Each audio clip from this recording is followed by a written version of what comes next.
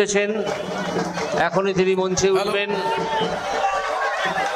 শুভেন্দু অধিকারী স্বাগতম, শুভেন্দু অধিকারী স্বাগতম, শুভেন্দু অধিকারী স্বাগতম, শুভেন্দু অধিকারী স্বাগতম, শুভেন্দু অধিকারী স্বাগতম, স্বাগতম, শুভেন্দু অধিকারী স্বাগতম, স্বাগতম, স্বাগতম, বাংলা মায়ের দামাল ছেলে শুভেন্দু অধিকারী স্বাগতম, স্বাগতম, স্বাগতম, বাংলা মায়ের দামাল ছেলে শুভেন্দু অধিকারী স্বাগতম, স্বাগতম, স্বাগতম, জননেতা শুভেন্দু অধিকারী স্বাগতম, স্বাগতম, স্বাগতম, জননেতা শুভেন্দু অধিকারী স্বাগতম, স্বাগতম, স্বাগতম, জননেতা শুভেন্দু অধিকারী স্বাগতম, স্বাগতম, স্বাগতম, বাংলা মায়ের দামাল ছেলে শুভেন্দু অধিকারী স্বাগতম, স্বাগতম, স্বাগতম, বাংলা মায়ের দামাল ছেলে শুভেন্দু অধিকারী স্বাগতম, স্বাগতম, স্বাগতম।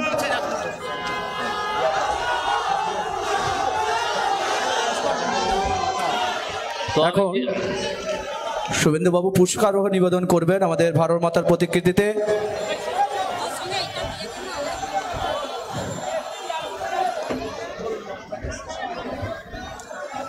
আমি আমার বক্তব্যের শেষ অংশে এসে গেছি।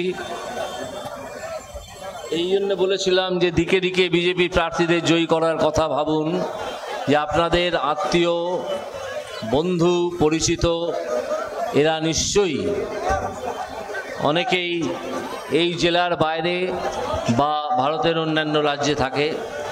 তাদেরকে একটা করে ফোন করবেন, দয়া করে বলবেন যে প্রাক্তন বিচারপতি অভিজিৎ গঙ্গোপাধ্যায় আমাদেরকে অনুরোধ করেছেন যে একটা ফোন করে বলতে যে এবারে তোমাদের ভোটগুলো বিজেপিকে দাও।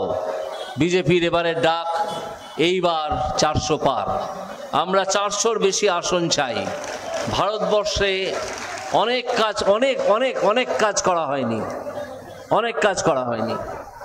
সেই কাজগুলো করতে হবে এবং করতে গেলে অন্তত 400 আসন প্রয়োজন। তো এই বলে আমি আমার বক্তব্য শেষ করব। আপনাদেরকে আবার আহ্বান জানাবো যে চোরদের তাড়ানোর ব্যবস্থা করুন। দুষ্কৃতীদের বিনাশ করতে পারলেই দেখবেন সাধুরা পরিত্রাণ পাবে। আপনারা আবার আমার প্রণাম নিন। আমি আমার বক্তব্য শেষ করলাম।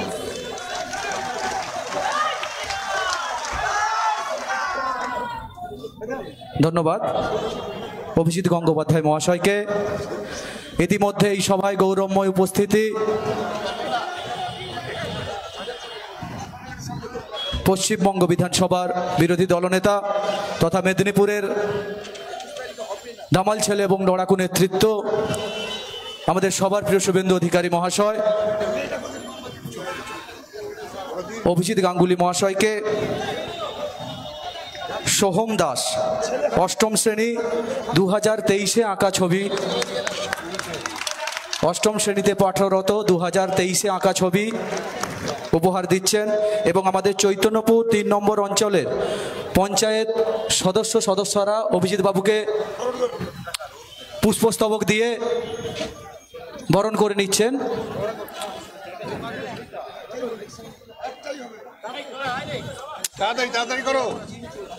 আমাদের চৈতন্যপুর অঞ্চলের প্রধান, উপপ্রধান সহ পঞ্চায়েত মেম্বাররা অভিজিৎ বাবুকে এবং শুভেন্দু অধিকারী মহাশয়কে বরণ করে নিচ্ছেন পুষ্পস্তবক দিয়ে।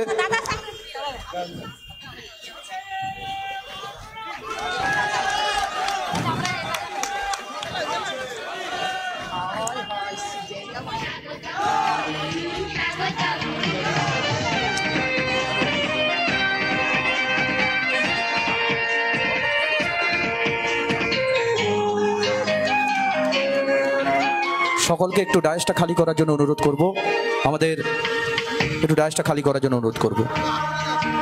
এরপর শুভেন্দু অধিকারী মহাশয়কে চন্দন এবং উত্তরীয়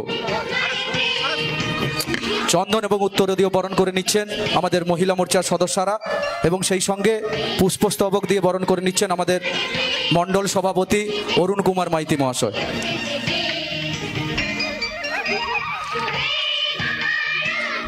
চন্দন এবং উত্তরীয় দিয়ে বরণ করে নিচ্ছেন মহিলা মোর্চার সভানেত্রী এবং আমাদের মণ্ডলের এক জিএস সাধারণ সম্পাদক।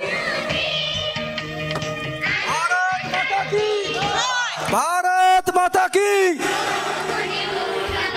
এখন আপনাদের সামনে বক্তব্য রাখবেন, অনেক প্রতীক্ষায় আপনারা আছেন, আমাদের সকলের গর্ব, সকলের অভিভাবক, পশ্চিমবঙ্গের বিরোধী দলনেতা শুভেন্দু অধিকারী মহাশয় এখন আপনাদের সামনে বক্তব্য রাখছেন।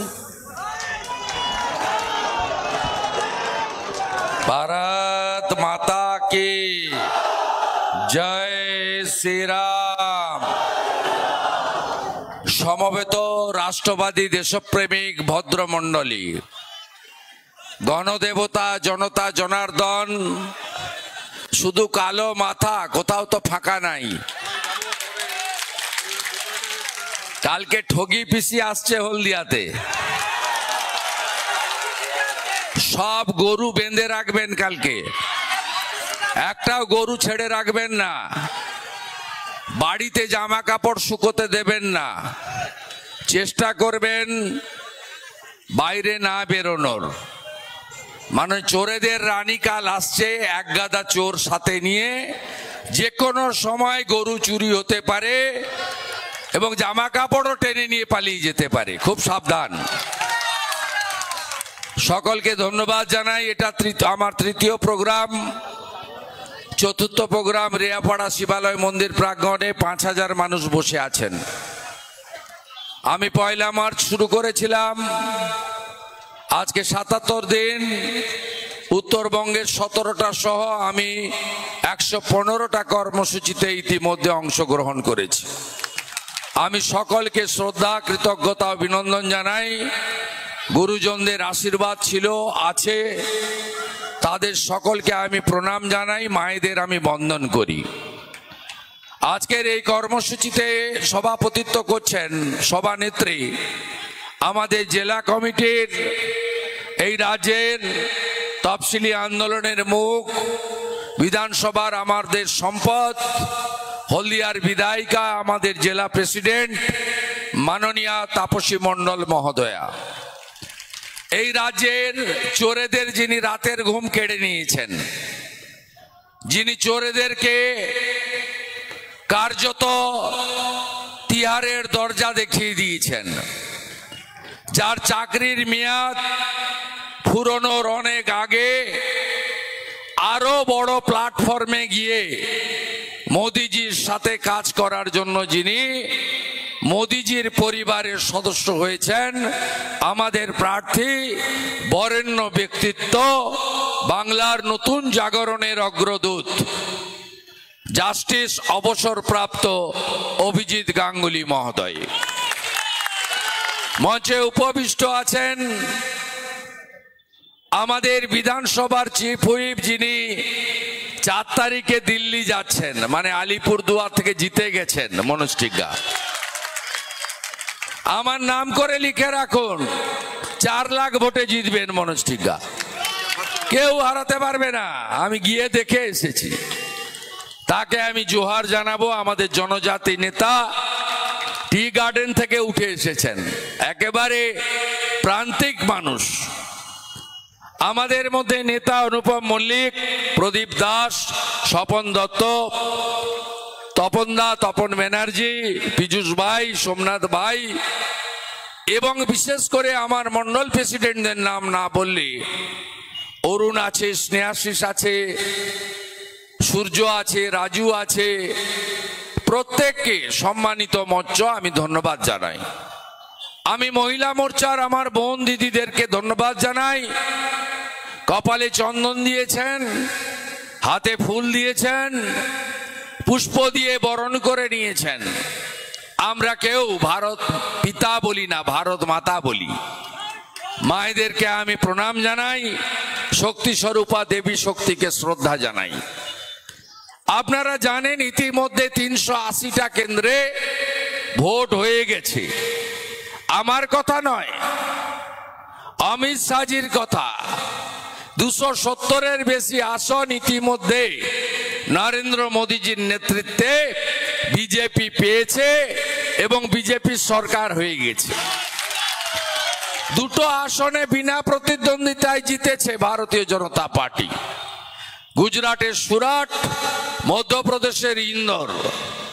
আমরা পঞ্চম, ষষ্ঠ, সপ্তম দফাতে আরো ছক্কা মারবো, আরো ভালো করে টি-20 খেলবো এবং এইবার 400 পার করাবো। আবার একবার মোদিজির সরকার হবে। দেশ সুরক্ষিত থাকলে আপনি আমি সুরক্ষিত থাকব। দেশ যদি অরক্ষিত থাকে, দেশ যদি দুর্বল হয়, তাহলে পাকিস্তানের অবস্থা আপনি দেখতে পাচ্ছেন। পাকিস্তানে বোম ফেলার দরকার নেই, এয়ারফোর্সকে স্ট্রাইক করার দরকার নেই। এমনিতেই পাকিস্তান বলছে আমরা ভারতে ফিরতে চাই, মোদিজির কাছে চলে যেতে চাই। পাকিস্তানে আওয়াজ উঠেছে। এত দারিদ্র, এত ক্ষুধা, এত বেকারত্ব, 400 টাকা 1 কেজি আটা, 1200 টাকা 1 লিটার পেট্রোল, এমনিতেই বরবাদ হয়ে গেছে পাকিস্তান। এগুলো সম্ভব হয়েছে আমাদের এই শক্তিশালী প্রধানমন্ত্রীর জন্য, যিনি বিশ্বে ভারতবর্ষকে 12তম অর্থনৈতিক স্থান থেকে 5ম স্থানে নামিয়ে এনেছেন এবং তৃতীয়বার প্রধানমন্ত্রী হলে তিনি তৃতীয় অর্থনৈতিক শক্তিশালী দেশ হিসেবে ভারতকে পরিণত করবেন। এই শক্তিশালী নেতা, যিনি G20 চেয়ারম্যান হয়ে বিশ্বকে নেতৃত্ব দিয়েছেন, এই নেতা করোনা কোভিডের সময় 11 মাসের মধ্যে আমাদের চিকিৎসা বিজ্ঞানীদের সমস্ত রকম সাহায্য এবং উৎসাহ দিয়ে আমাদেরকে 3টে দেশীয় টিকা আবিষ্কার করে দিয়েছিলেন এবং প্রত্যেকে আমরা বিনামূল্যে 1 পয়সা খরচ না করে 2টো করে ভ্যাকসিন নিয়েছি। মোদি হ্যায় তো মুমকিন হ্যায়। নরেন্দ্র মোদিজি তার যে কল্যাণকর কর্মসূচি 175টা স্কিম করেছেন, আমার দেখে খুশি হচ্ছে। এখানে একজন চাচা আমাকে স্বাগত জানালো। আমি তাকিয়ে সবাইকে চিনি তো। 4 সাল থেকে এখানে আমি কাজ করি, 20 বছরের বেশি। প্রতিটা গ্রাম এলাকা, যুবক থেকে প্রবীণ, সবার সঙ্গে পরিচয় আছে, দলমত বর্ণ ধর্ম নির্বিশেষে। আপনাদেরকে আমি বলি, হিন্দু মুসলমানের একটা প্রাচীর তুলে রেখেছে এই মমতা ব্যানার্জি নামক পশ্চিমবঙ্গকে ধ্বংস করা লোক। আপনি দেখেছেন ইমাম অ্যাসোসিয়েশনকে দিয়ে লিফলেট দেওয়া হয়েছে যে মুসলমান আপনি তৃণমূলকে ভোট দিন। কেন? 2500 টাকা করে মাসে পান বলে নাকি ইমাম সাহেব? আপনি কোথায় ছিলেন মাননীয় ইমাম সাহেব যেদিন রামপুরহাটের বকটুইতে 7 জন মুসলমান মহিলা আর 4 জন শিশুকে মমতার গুন্ডারা পুড়িয়ে মেরেছিল? তারা মুসলমান ছিল না। ইমাম সাহেব আপনি কোথায় ছিলেন যেদিন আমতার আনিস খানকে 3 তলার ছাদ থেকে ঠেলে ফেলে মমতার পুলিশ মেরে দেয়? সেদিন ইমাম সাহেব কোথায় ছিলেন? প্রতিবাদ করেছিলেন? ইমাম সাহেব কোথায় ছিলেন যেদিন ফুরফুরা দরবার শরীফের পীর সাহেবের বাড়ির ছেলে নওশাদ সিদ্দিকের টুপি ধরে কলকাতার রাজপথে টানছিল মমতার পুলিশ? সেদিন কোথায় ছিলেন আপনি? 2500 টাকার জন্য নাকি? গার্ডেন রিচে 2 মাস আগে একটা বিল্ডিং চাপা পড়ে 12 জন মারা গেছে গরিব মুসলমান। ফিরাদ হাকিমের মাথায় পড়েনি, শামস ইকবালের মাথায় পড়েনি। ওরা বড় লোক মুসলমান, যেমন মুজফফর আর তার বেটা। তাই দয়া করে এই ভাগাভাগি করবেন না। মোদিজি সবকা সাথ, সবকা বিকাশ, সবকা বিশ্বাস, সবকা প্রয়াসের রাজনীতি করেন। রেশন আপনিও পান, আমিও পাই, শুধুমাত্র হিন্দুদের জন্য নয়। কোভিডের ভ্যাকসিন আপনিও নিয়েছেন, আমিও নিয়েছি, লাইনটা আলাদা ছিল না। তাই দেশের স্বার্থে নরেন্দ্র মোদীজিকে প্রধানমন্ত্রী করতে অভিজিৎ গাঙ্গুলির মতো রত্নকে পাঠান।